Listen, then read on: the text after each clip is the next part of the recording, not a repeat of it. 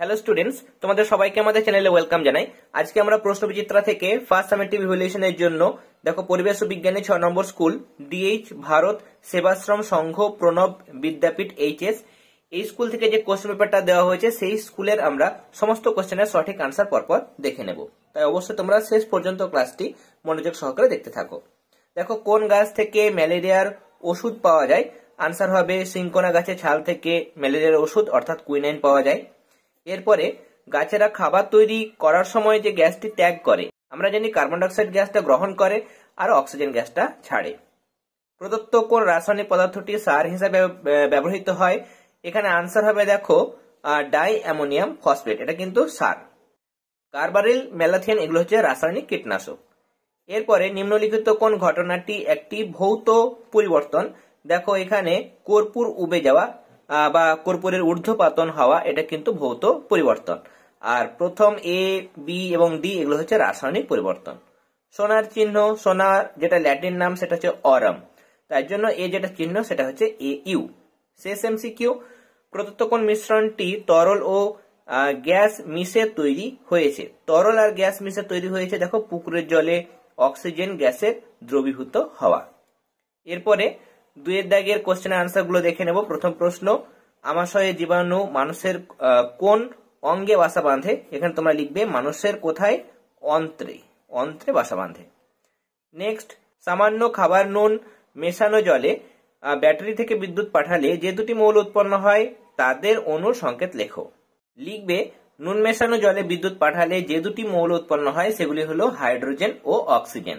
হাইড্রোজেনের সংকেত হলো H2 ও অক্সিজেন এই গ্যাসের সংকেত হলো O2। এরপরে ফসফরাস ট্রাইফ্লোরাইড যৌগের সংকেত লেখো। সংকেতটা হচ্ছে দেখো ফসফরাস ট্রাই মানে 3টে ফ্লোরিন থাকবে, তাহলে ফসফরাস ট্রাইফ্লোরাইড PF3। এরপরে ইস্ট শর্করাকে ভেঙে যে দুটি যৌগ উৎপন্ন করে তাদের নাম লেখো। একটা উৎপন্ন করে কার্বন ডাইঅক্সাইড মানে CO2 আর একটা উৎপন্ন করে অ্যালকোহল। এরপরে 3 দাগের প্রশ্নগুলোর আনসার দেখে নেব। প্রথম প্রশ্ন, গরু এবং গোবক মিথজীবিতার মাধ্যমে কিভাবে বেঁচে থাকে? টেক্সট বুক থেকে আনসারটি লিখতে পারবে। লিখবে গরুরা হাঁটার সময় ঘাসের মধ্যে থাকা নানা পোকামাকড় উড়ে যায় যা গোবকের খাদ্য। অনেক সময় এরা আবার গরুর গায়ে বসা পোকাদের খায়, এর ফলে গরুরা স্বস্তি পায়। তাহলে এরকম ভাবে গোবক এবং গরুর মধ্যে মিথজীবী সম্পর্ক লক্ষ্য করা যায়। এটা পেজ নম্বর হচ্ছে 11। নেক্সট, আচারে ভিনিগার মেশানো হয় কেন? লিখবে দেখো আচার জৈব পদার্থ হওয়ায় বায়ুতে উপস্থিত জীবাণু সহজেই আচার পরিবর্তন ঘটিয়ে এগুলি তাড়াতাড়ি নষ্ট করে দেয়। ভিনিগার এক প্রকার জৈব অ্যাসিড, তাই না? এটা যেটা নাম সেটা হচ্ছে অ্যাসিটিক অ্যাসিড। এর আম্লিক ধর্মের জন্য এটি সংরক্ষক পদার্থ হিসেবে ব্যবহৃত হয়, মানে প্রিজারভেটিভ হিসাবে কিন্তু অ্যাসিটিক অ্যাসিড বা ভিনিগারকে ব্যবহার করা হয়। আচার বা চাটনিতে ভিনিগার বা অ্যাসিটিক অ্যাসিড মেশানো থাকলে অ্যাসিডের উপস্থিতিতে জীবাণুর দেহে রাসায়নিক পরিবর্তন ঘটে, ফলে জীবাণুর কার্যকারিতা বিনষ্ট হয় ও জীবাণুরা মারা যায়। ফলে আচার তাড়াতাড়ি নষ্ট হয় না। তাই আচার বা অন্যান্য খাবার এগুলো নাম তোমরা লিখতে পারো, যে চাটনি, জ্যাম, জেলি ইত্যাদি খাদ্য জাতীয় পদার্থ দীর্ঘদিন সংরক্ষণের জন্য ভিনেগার মেশানো হয়।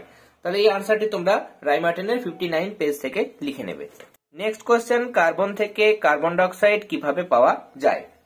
লিখবে কার্বনকে বায়ুর অক্সিজেনে দহন করলে কার্বন অক্সিজেন দ্বারা জারিত হয়ে কার্বন ডাইঅক্সাইড গ্যাস উৎপন্ন করে। নিয়ে রাসায়নিক বিক্রিয়া হেডিং করে লিখবে C+O2 তীর চিহ্ন দিয়ে CO2।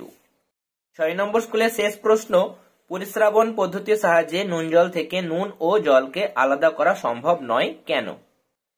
লিখবে পরিস্রাবন পদ্ধতির সাহায্যে কোনো তরলে অদ্রবীভূত মানে যেটা দ্রবীভূত হয় না বা গুলে যায় না এরকম ভারী কঠিন পদার্থের সূক্ষ্ম কণাগুলিকে ফিল্টার কাগজের মাধ্যমে পৃথক করা যায়।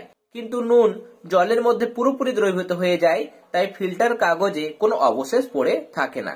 সম্পূর্ণ মিশ্রণটাই কিন্তু ফিল্টার কাগজকে ভেদ করে নিচের পাত্রে জমা হয়। তাই পরিস্রাবন পদ্ধতির সাহায্যে নুন জল থেকে নুন ও জলকে আলাদা করা সম্ভব নয়। তাহলে আজকে আমরা দেখো প্রশ্নবিচিত্রা থেকে 6 নম্বর স্কুল অর্থাৎ ডিএইচ ভারত সেবাশ্রম সংঘ প্রণব বিদ্যাপীঠ এইচএস এই স্কুলের সমস্ত কোশ্চেনের সঠিক আনসার আমরা দেখে নিলাম। আজকের ক্লাস ভালো লেগে থাকলে অবশ্যই ক্লাসটিতে লাইক দেবে। ক্লাস চলাকালীন তোমাদের কোনো অসুবিধা হলে বা অন্য কোনো জিজ্ঞাসা থাকলে সেটা কিন্তু অবশ্যই তোমরা ইউটিউবের কমেন্ট সেকশনে জানাবে। আমি যথাসাধ্য তোমাদের সমস্ত রকম প্রবলেম সলভ করার চেষ্টা করব। যারা এখনো পর্যন্ত চ্যানেলটি সাবস্ক্রাইব করনি তারা অবশ্যই সাবস্ক্রাইব করে নিও। এছাড়া তোমরা আমাদের টেলিগ্রাম গ্রুপেও যুক্ত হতে পারো। আমাদের টেলিগ্রাম গ্রুপের লিংক তোমরা এই ভিডিও ডেসক্রিপশন বক্সে পেয়ে যাবে। তাহলে আজকের ক্লাস এতটাই। তোমরা সবাই ভালো থেকো। All the very best.